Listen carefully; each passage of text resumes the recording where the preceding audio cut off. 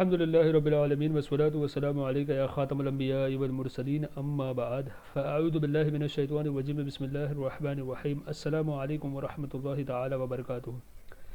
ہمارا آج کا درس ترجمہ کنز الایمان اور تفسیر خزائن العرفان کا لیسن نمبر 13 اور اس میں سورہ بقرہ کی آیت نمبر 175 سے 184 تک انشاءاللہ تعالی ہم لوگ سننے کی سمجھنے کی سعادت حاصل کریں گے۔ اللہ تبارک و تعالی سے دعا ہے کہ ہمیں کہنے سننے سے زیادہ عمل کی توفیق عطا فرمائے۔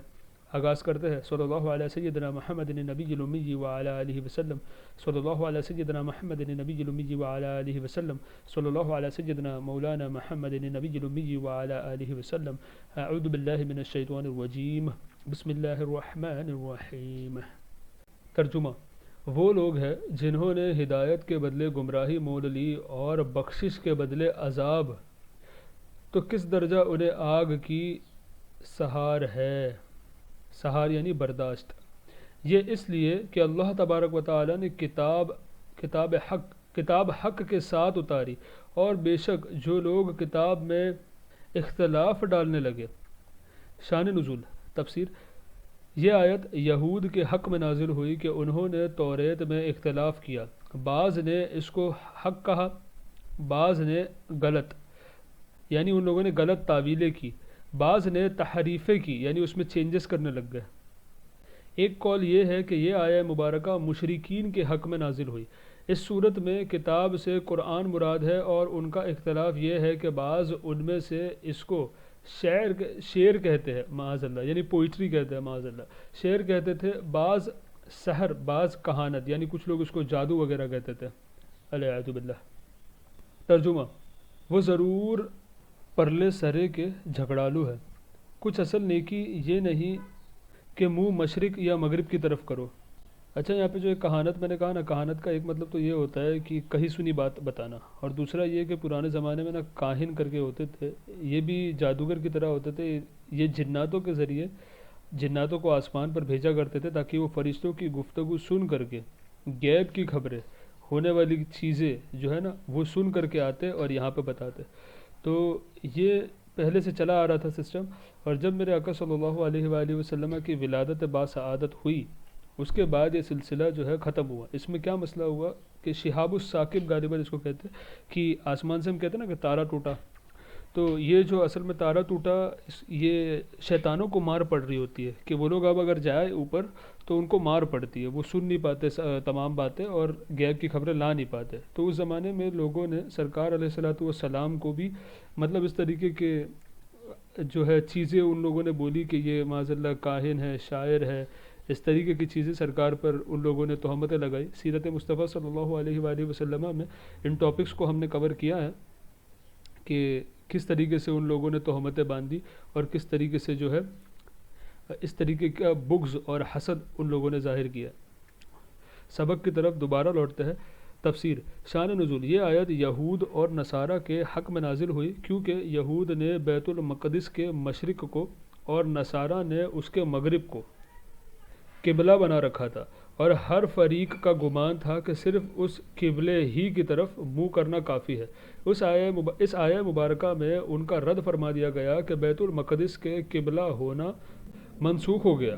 بحوالہ مدارک، مفسرین کا ایک قول یہ بھی ہے کہ یہ خطاب اہل کتاب اور مومنین سب کو عام ہے، اور معنی یہ ہے کہ صرف رو بقبلہ ہونا، یعنی صرف قبلہ کی طرف منہ کرنا، اصل نیکی نہیں جب تک عقائد درست نہ ہو اور دل اخلاص کے ساتھ رب جل وعلا کی طرف متوجہ نہ ہو۔ یعنی اگر عقیدہ نہیں ہے درست، اگر نیت نہیں ہے اخلاص کی، تو کوئی عمل جو ہے قابل قبول ہوگا نہیں۔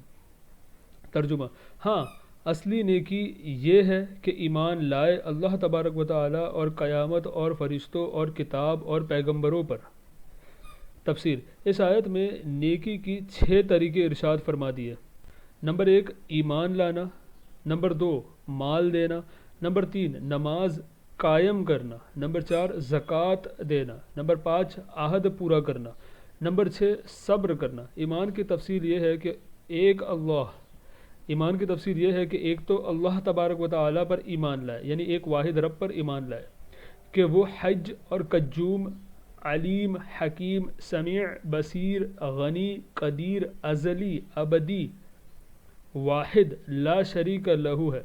دوسرا قیامت پر ایمان لائے کہ وہ حق ہے، اس میں بندوں کا حساب ہوگا، اعمال کی جزا دی جائے گی، مقبولان حق شفاعت کریں گے، سید عالم صلی اللہ علیہ وآلہ وسلم سعادت مندوں کو حوض کوثر پر سیراب فرمائیں گے، پل صراط پر گزر ہوگا، اور اس روز کے تمام احوال جو قرآن میں آئے یا سید انبیاء صلی اللہ علیہ وآلہ وسلم نے بیان فرمائے سب حق ہے۔ تیسرا فرشتوں پر ایمان لائے کہ وہ اللہ تبارک و تعالیٰ کی مخلوق اور فرما بردار بندے ہیں، نہ مرد ہے نہ عورت، ان کی تعداد اللہ تبارک و تعالیٰ جانتا ہے۔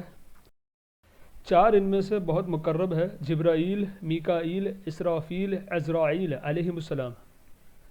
چوتھا کتاب الہیہ پر ایمان لانا کہ جو کتاب اللہ تبارک و تعالیٰ نے نازل فرمائی حق ہے، ان میں چار بڑی کتابیں ہیں۔ نمبر 1 توریت جو حضرت موسیٰ علیہ نبینا علیہ الصلوۃ والسلام پر، نمبر 2 انجیل جو حضرت عیسیٰ علیہ نبینا علیہ الصلوۃ والسلام پر، نمبر 3 زبور جو کہ حضرت داود علیہ نبینا علیہ الصلوۃ والسلام پر، اور نمبر 4 قرآن مجید فرقان حمید برہان رشید حضرت محمد مصطفیٰ صلی اللہ تعالیٰ علیہ وآلہ وسلم پر نازل ہوئی، اور 50 صحیفے حضرت شیث علیہ السلام پر، 30 حضرت ادریس علیہ السلام پر، 10 حضرت آدم علیہ السلام پر، 10 حضرت ابراہیم علیہ السلام پر نازل ہوئی علیہم الصلوۃ والسلام۔ پانچواں یہ چوتھا پوائنٹ ہو گیا۔ پانچواں تمام انبیاء کرام علیہم السلام پر ایمان لانا کہ وہ سب اللہ تبارک و تعالیٰ کے بھیجے ہوئے ہیں اور معصوم یعنی گناہوں سے پاک اور منزہ ہے، ان کی صحیح تعداد اللہ تبارک و تعالیٰ جانتا ہے، ان میں سے 313 رسول ہے، نبی جینا بس ایگئے جمع مذکور بس ایگئے جمع مذکر سالم ذکر فرمایا، اشارہ کرتا ہے کہ انبیاء کرام علیہ السلام مراد ہوتے ہیں۔ کوئی عورت کبھی نبی نہیں ہوئی، جیسا کہ وما ارسلناک من قبلک الا رجالا الآیات، یعنی یہ پوری آیت کے اندر ثابت ہے۔ ایمان مجمل یہ ہے، آمنت باللہ وبجمیع ما جاء به النبی صلی اللہ علیہ وآلہ وسلم، یعنی میں اللہ تبارک و تعالیٰ پر ایمان لایا اور ان تمام امور پر جو سجد انبیاء صلی اللہ علیہ وآلہ وسلم اللہ تبارک و تعالیٰ کے پاس سے لائے، بحوالہ تفسیر احمدی ترجمہ۔ اور اللہ تبارک و تعالیٰ کی محبت میں اپنا عزیز مال دے رشتہ داروں اور یتیموں اور مسکینوں اور راہ گیر اور سائلوں کو، اور گردنیں چھڑانے میں، یعنی جو غلام ہوتے تھے نا ان کو آزاد کرانے میں۔ تفسیر ایمان کے بعد اعمال کا اور اس سلسلے میں مال دینے کا بیان فرمایا، اس کے 6 مصارف ذکر کیے۔ گردنیں چھڑانے سے غلاموں کا آزاد کرنا مراد ہے، یہ سب مستحب طور پر مال دینے کا بیان تھا۔ مسئلہ اس آیت سے معلوم ہوتا ہے کہ صدقہ دینا بحالت تندرستی زیادہ اجر رکھتا ہے بنسبت اس کے کہ مرتے وقت زندگی سے مایوس ہو کر دے، یعنی اب اس کو پتہ ہے مر رہا ہے تو مال کا کچھ کر نہیں سکتا ہے، اب دے گا تو کم ثواب ملے گا، اور اگر حیات میں جب اس کے پاس زندگی پوری پڑی ہے اب دے گا تو ثواب زیادہ ملے گا۔ مسئلہ حدیث شریف میں ہے کہ رشتہ دار کو صدقہ دینے میں 2 ثواب ہے، ایک صدقے کا، ایک صلہ رحمی کا، بحوالہ نسائی شریف ترجمہ۔ اور نماز قائم رکھے اور زکوٰۃ دے، اور اپنے قول پورا کرنے والے جب عہد کرے، اور صبر والے مصیبت اور سختی میں، اور جہاد کے وقت یہی ہے جنہوں نے اپنی بات سچی کی، اور یہی پرہیزگار ہے۔ اے ایمان والو تم پر فرض ہے۔ تفسیر شان نزول یہ آیت اوس اور خزرج، یہ 2 قبیلے ہیں مدینہ المنورہ کے، اوس اور خزرج کے بارے میں نازل ہوئی۔ ان میں سے ایک قبیلہ دوسرے سے قوت، تعداد، مال اور شرف میں زیادہ تھا، اس نے قسم کھائی تھی کہ وہ اپنے غلام کے بدلے دوسرے قبیلے کے آزاد کو، اور عورت کے بدلے مرد کو، اور ایک کے بدلے 2 کو قتل کرے گا۔ زمانہ جاہلیت میں لوگ اس قسم کی تعدی یعنی زیادتی کے عادی تھے۔ عہد اسلام میں یہ معاملہ حضور سید انبیاء صلی اللہ تعالیٰ علیہ وآلہ وسلم کی خدمت میں پیش ہوا تو یہ آیت نازل ہوئی اور عدل اور مساوات کا حکم دیا گیا اور اس پر وہ لوگ راضی ہوئے۔ قرآن کریم میں قصاص یعنی خون کا بدلہ لینا کا مسئلہ کئی آیتوں میں بیان ہوا ہے۔ اس آیت میں قصاص اور عفو دونوں کے مسائل ہے اور اللہ تبارک و تعالیٰ کے اس احسان کا بیان ہے کہ اس نے اپنے بندوں کو قصاص اور عفو میں مختار کیا، چاہے قصاص لے یا عفو کرے۔ آیت کے اول میں قصاص کے وجوب کا بیان ہے۔ ترجمہ کہ جو ناحق مارے جائے ان کے خون کا بدلہ لو۔ تفسیر اس سے ہر قاتل بالعمد یعنی جان بوجھ کر قتل کرنے والا پر قصاص کا وجوب ثابت ہوتا ہے، خواہ اس نے آزاد کو قتل کیا ہو یا پھر کسی غلام کو، مسلمان کو یا کافر کو، مرد کو یا عورت کو۔ قتل جو قتیل کی جمع ہے وہ سب کو شامل ہے، ہاں جس کو دلیل شرعی خاص کرے وہ مخصوص ہو جائے گا۔ بحوالہ احکام القرآن۔ ترجمہ آزاد کے بدلے آزاد اور غلام کے بدلے غلام اور عورت کے بدلے عورت۔ تفسیر اس آیت میں بتایا گیا جو قتل کرے گا وہی قتل کیا جائے گا، خواہ آزاد ہو یا غلام، مرد ہو یا عورت، اور اہل جاہلیت کا یہ طریقہ ظلم ہے جو ان میں رائج تھا کہ آزادوں میں لڑائی ہوتی تو وہ ایک کے بدلے دو کو قتل کرتے، غلاموں میں ہوتی تو بجائے غلام کے آزاد کو مارتے، عورتوں میں ہوتی تو عورت کے بدلے مرد کو قتل کرتے، اور محض قاتل کے قتل پر اکتفا نہ کرتے یعنی صرف اس پہ نہ رکتے، یعنی اس کے علاوہ بھی ایکسٹرا مار رہے نا وہ لوگ، تو اس کو منع فرما دیا گیا۔ ترجمہ تو جس کے لیے اس کے بھائی کی طرف سے کچھ معافی ہوئی۔ تفسیر معنی یہ ہے کہ جس قاتل کو ولی مقتول یعنی مرنے والے کا ولی، شرعی طور پہ ولی کیا ہوتا ہے نا، اس کی تفسیر ہم لوگ انشاءاللہ بہار شریعت وغیرہ میں دیکھیں گے، یہاں پر آپ صرف یہ قاعدہ سماعت کر لیں۔ معنی یہ ہے کہ جس قاتل کو ولی مقتول، جو شخص قتل ہوا ہے اس کے ولی کچھ معاف کرے اور اس کے ذمہ مال لازم کیا جائے، اس پر اولیاء مقتول تقاضا کرنے میں نیک روش اختیار کرے، اور قاتل خون بہا خوش معاملگی کے ساتھ یعنی خوش دلی کے ساتھ ادا کرے۔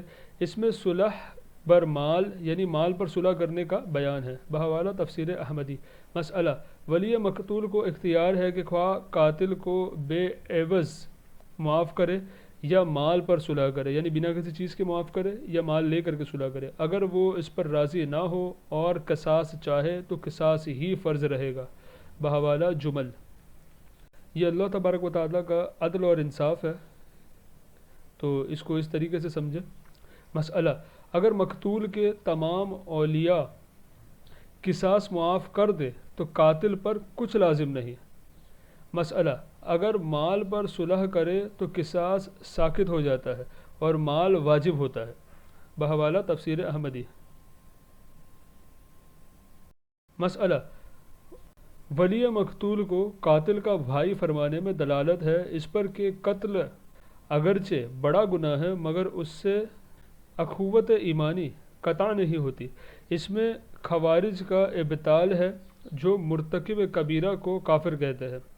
ہم یہ کہتے ہیں نا کہ کبیرہ گناہ کرنے والا بھی مسلمان ہے جب تک کہ دائرہ اسلام سے خلاف جانے والا کوئی کام نہ کرے، ورنہ اگر بڑا گناہ کر رہا ہے، کوئی بڑا گناہ اسے سرزد ہو رہا ہے تو بھی رہے گا مسلمان۔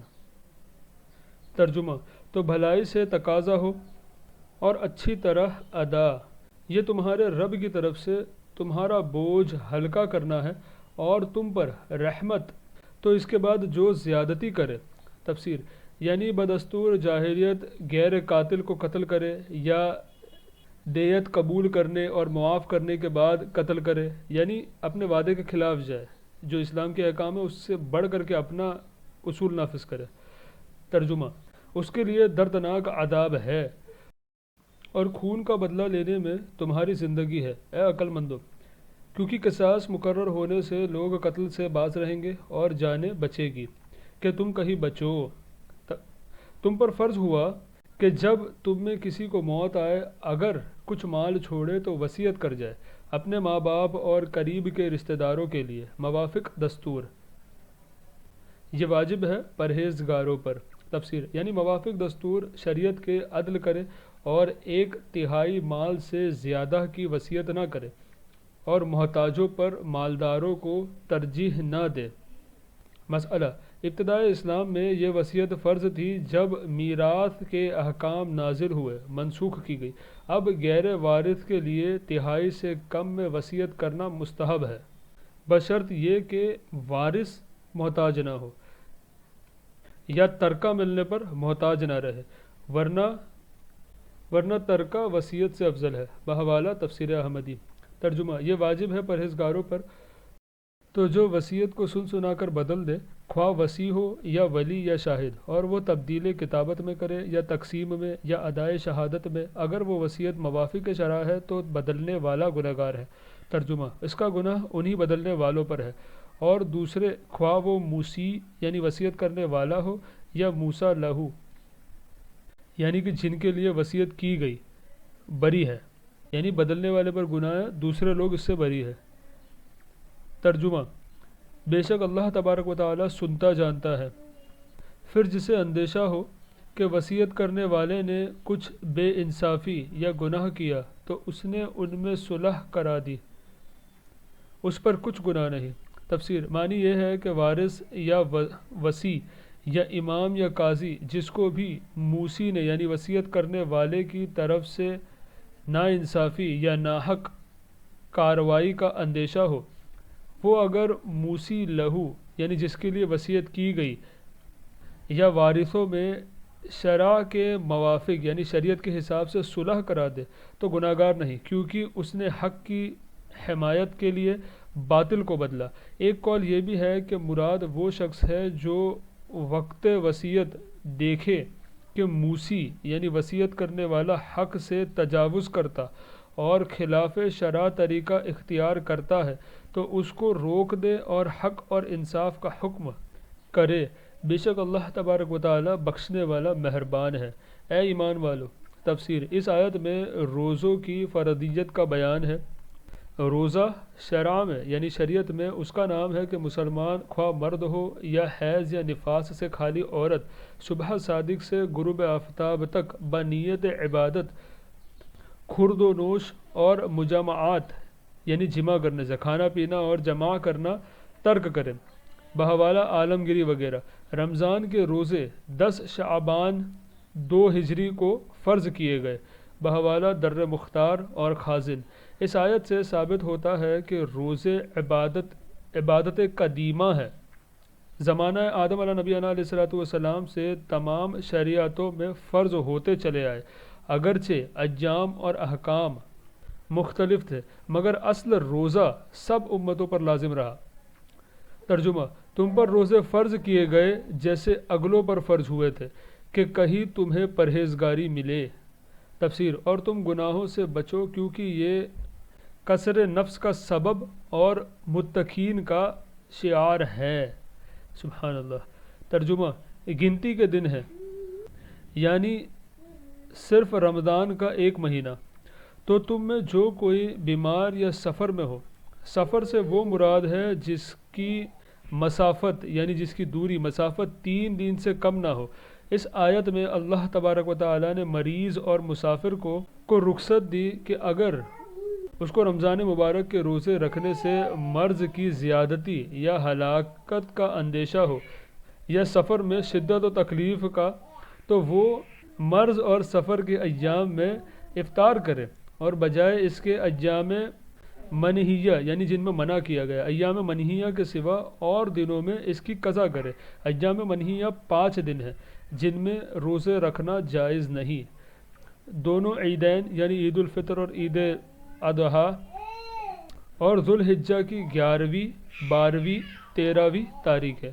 مسئلہ مریض کو محض وہم پر روزے کا افطار جائز نہیں جب تک دلیل یا تجربہ یا غیر ظاہر الفسق طبیب یعنی ڈاکٹر کی خبر سے اس کا غلبہ ظن حاصل نہ ہو کہ روزہ مرض کو طول کر دے گا یا زیادہ کر دے گا یعنی اگر کوئی ایسا ڈاکٹر جو غیر فاسق ہو وہ اگر بتا رہا ہے کہ آپ اگر روزہ رکھیں گے تو آپ کا 100% آپ کی بیماری لمبی ہو جائے گی، تو ایسے ڈاکٹر کی بات مانی جائے گی، غیر شرع اور فاسق و فاجر ڈاکٹر کی بات کو نہیں مانا جائے گا۔ یا خود کا تجربہ ہے، خود کو آپ کو پتہ ہے، آپ کے پاس کوئی پروف ہے کہ ہاں ہوگا، یہ آپ کے ساتھ ہوتے ہی رہتا ہے، یہ اس طریقے کا دلیل ہو، زن ہو، یہ مسئلہ صرف وہم کی بنیاد پہ اس کو نہیں کیا جا سکتا۔ مسئلہ جو بالفعل بیمار نہ ہو لیکن مسلمان طبیب یہ کہے کہ وہ روزے رکھنے سے بیمار ہو جائے گا، وہ بھی مریض کے حکم میں ہے۔ مسئلہ حاملہ یا دودھ پلانے والی عورت کو اگر روزے رکھنے سے اپنی یا بچے کی جان کا یا اس کے بیمار ہو جانے کا اندیشہ ہو تو اس کو بھی افطار جائز ہے۔ مسئلہ جس مسافر نے طلوع فجر سے قبل سفر شروع کیا، یعنی فجر کے طلوع ہونے سے، فجر سٹارٹ ہونے کے پہلے اس نے سفر شروع کیا، اس کو تو روزے کا افطار جائز ہے، یعنی ایسا شخص روزہ نہیں رکھے گا تو چلے گا، لیکن جس نے بعد طلوع سفر کیا اس کو اس دن کا افطار جائز نہیں، یعنی اس کو جو ہے وہ روزہ نہیں چھوڑ سکتا، اس کو روزہ رکھنا ہے۔ ہاں اس میں یہ بھی ہے کہ سفر جو ہے یعنی سحری کا وقت ختم ہونے کے پہلے پہلے وہ شرعی سفر میں چلا گیا ہو، یعنی وہ جو ہے تمام جو قاعدے ہے شرعی سفر کے کہ 92 کلومیٹرز کا فاصلہ اس نے طے کر لیا، اب یہ شرعی سفر ہے، اور یہ اگر فجر کے طلوع ہونے کے پہلے اس نے اتنا طے کر لیا، اب اس کو جائز ہے کہ وہ روزہ نہ رکھے۔ اگر اس کو اب بعد میں نکلنا ہے، 8 بجے نکلے گا اور بھلے ہی شرعی سفر پہ ہی جا رہا ہے تو بھی وہ روزہ آج کا نہیں چھوڑ سکتا ہے، کیونکہ اب تک وہ سفر پہ روانہ نہیں ہوا ہے۔ ترجمہ تو اتنے روزے اور دنوں میں اور جنہیں اس کی طاقت نہ ہو وہ بدلہ دے ایک مسکین کا کھانا۔ مسئلہ جس بوڑھے مرد یا عورت کو بڑھاپے کے ضعف سے یعنی کمزوری سے روزہ رکھنے کی قدرت نہ رہے اور آئندہ قوت حاصل ہونے کی امید بھی نہ ہو، اس کو شیخ فانی کہتے ہیں، شریعت میں ایسے شخص کو شیخ فانی کہتے ہیں۔